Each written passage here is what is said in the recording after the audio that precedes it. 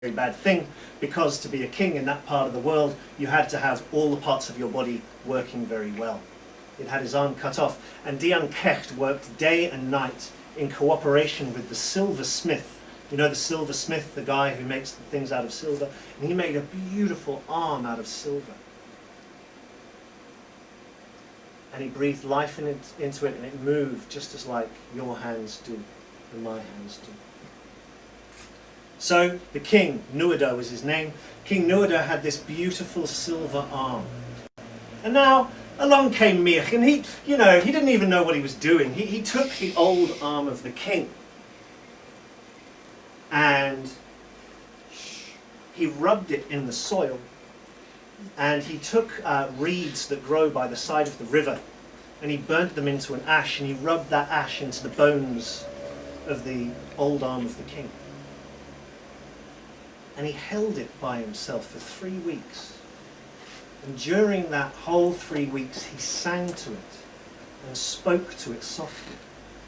So at the end of 3 weeks, he too had an arm that worked as perfectly as yours does and mine does. But this was not an arm of silver. This was an arm of skin and nerves and bone. And what's the first thing when you do something cool? Who's the first person you want to show it to? Wait, who is it? When you've done something cool, like who's the one person, if they go, that was really good, just fills you with another kind of energy? Who's that? Your wife. Your wife? Okay, thank you. That's beautiful. That's the right answer. My wife's sitting there, that is the right answer. That's true. No, that does give you something. Someone else is like, there's always audience for about, they never give the right answer, never give the ones you want. The answer I was looking for, which is as correct, is his father. The blessing of the father is a very sacred thing. So he went looking for the blessing of his father. And he walked on up and he said, Dad, look what I've done. You are the great healer. Look what I've done. And he held out this arm for his father to see. And his father did not feel pride and love in his chest. His father felt anger and rage and jealousy. And he took a sword and he cut down the middle of his son's head, right down the middle, splitting him in two, so he fell on the grass. Now Mich was such a boy that he had healing in his cells, he had healing in his veins, in his skin. And where he fell on the ground, a herb grew for every single part of that body. And so you could look at the ground and know that this was for shoulder joint, this was for your liver, this was for your testicles, all these kind of things were just available. Yeah? And his father saw this, Dian Kecht. He looked at the ground, he looked at all those herbs, and he saw the purity and the beauty of what his son could do. And he took all those herbs in his arms, he picked them up, and he cast them out to the four winds. He didn't want any memory of this insult to his own talent to remain. And he threw them to the four winds. Now someone came after that moment. And Dian Kecht went on through to many stories and to play a very important role in Irish history. But it's his daughter that we must remember today, and her name is Ahmed. And Ahmed went through the world, and still does to this day, collecting up all those little herbs that were cast to the four winds, to every quarter of the world. And her work and what she does to bring back those healing herbs is the work we're doing today. We lost our stories in this place. You ask a person from the Netherlands, tell me your stories, they cannot tell you their stories. But tonight we're welcoming in storytellers with stories they heard as young children. We're welcoming them from Nigeria, we're welcoming them from Iran, we're welcoming them from South Sudan. And whenever a storyteller stands up, it's said that there are 100 ancestors standing behind them. So we're not just welcoming the stories and the storyteller, we're welcoming their ancestors. And it's said, if there's a storyteller with 100 ancestors behind his back, Your ancestors are welcome to turn up too. So tonight is a celebration. Tonight is a jamboree. Tonight is a dancing place for the ones that brought us here.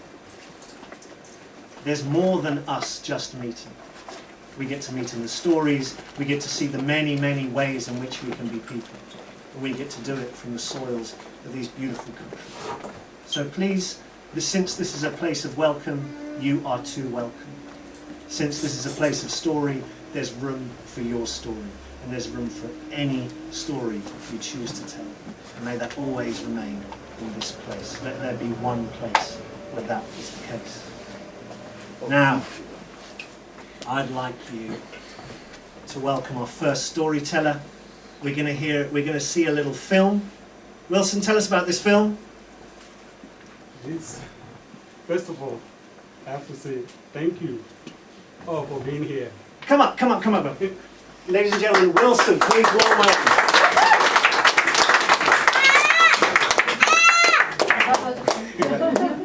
Thank you all for being here.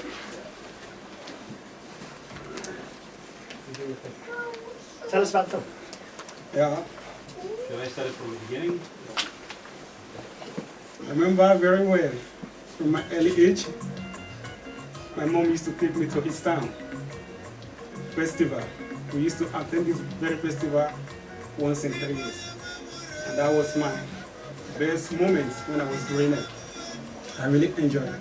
And I would like you all to also watch it. Oh, storytelling is a thing we forgot in Africa. Really forgot about storytelling. Remember, we were growing up in a small community with friends, telling great stories from our ancestors. Yeah, praying for my friends not to tell my story before me. If eventually my friend tell my story before me, he is a rebel. Yeah, because he knows I'm going to tell his story. Yeah. Stand a bit closer to the mic. Oh, the story I have in mind, the story my dad used to tell me. Whenever a king passes a law that is good for him and his household. This king was born with a silver spoon. He never knew anything about suffering. One day, as he was walking through his palace, he heard something about suffering. According to him, he knew nothing about suffering, has never experienced suffering. This got the king to be worried. He woke up one early morning. He decided to visit Ogbuebulu. Let me hear you say Ogbuebulu. Yeah, Ogbuebulu, white man called traditional doctor. Okay. So he went to visit Ogbuebulu.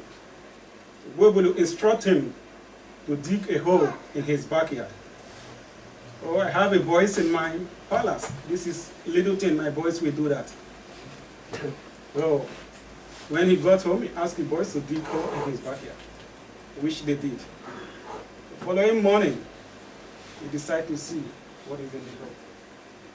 Getting there, he noticed there is a squirrel. You all know squirrel? Squirrel. Yeah, squirrel in the hole.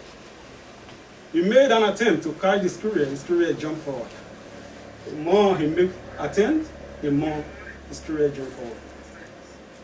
Continue to chase the squirrel, continue to chase, until he finds himself in another kingdom.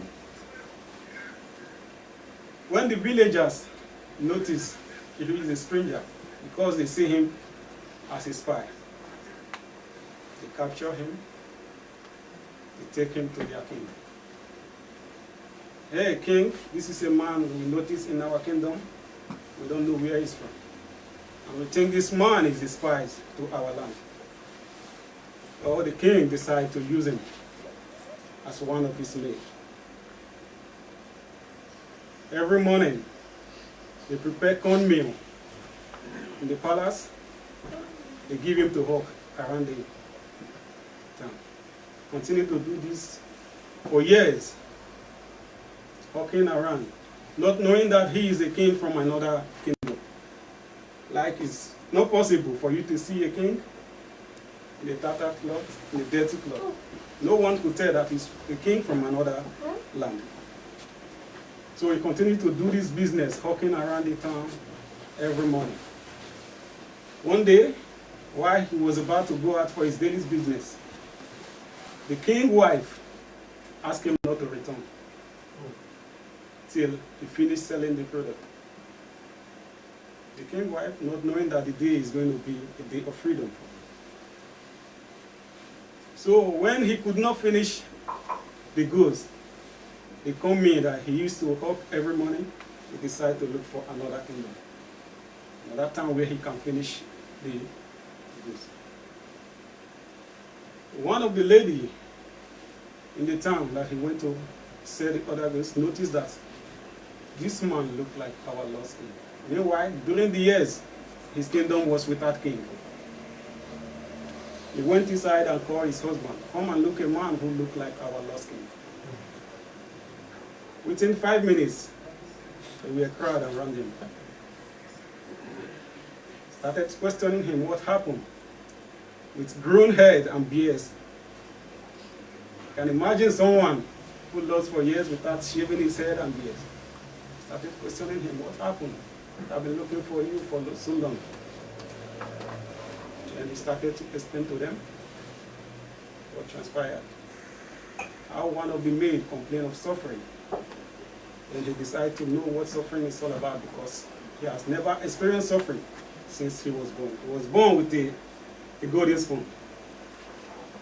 So explain to them what happened. How he went to a traditional doctor to find out what suffering is all about. How he chased career till he found himself in another kingdom. They were angry. They were angry because such a thing can never be done. For another king to take their king as a slave. They wanted to take a war to the other kingdom. Because the king is the humble king, he said, no, we will not do this. This is an experience to me. From that very day, the king said, I will never treat people bad because they are under me. I will never allow people to go through suffering. Yeah, the moral of this story is that in one way or the other, we all have a chance to live. We have a chance to lead. Whenever we have this chance, we should also treat our followers like a human, because anyone can fall a victim.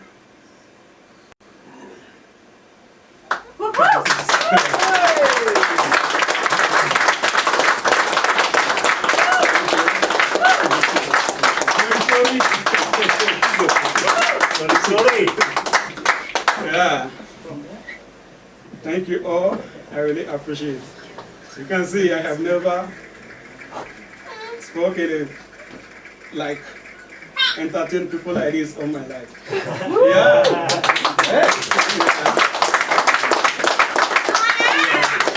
I also have to say thank you because it helped me to remember where I come from.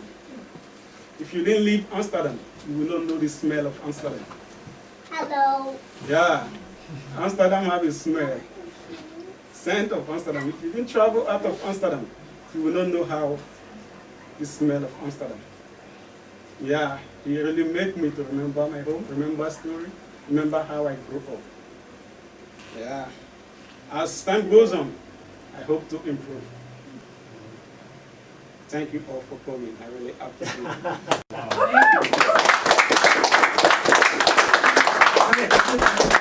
Thanks, Wilson. That was amazing. Oh, wow. Wow. Now, I think we're going to see a little film now from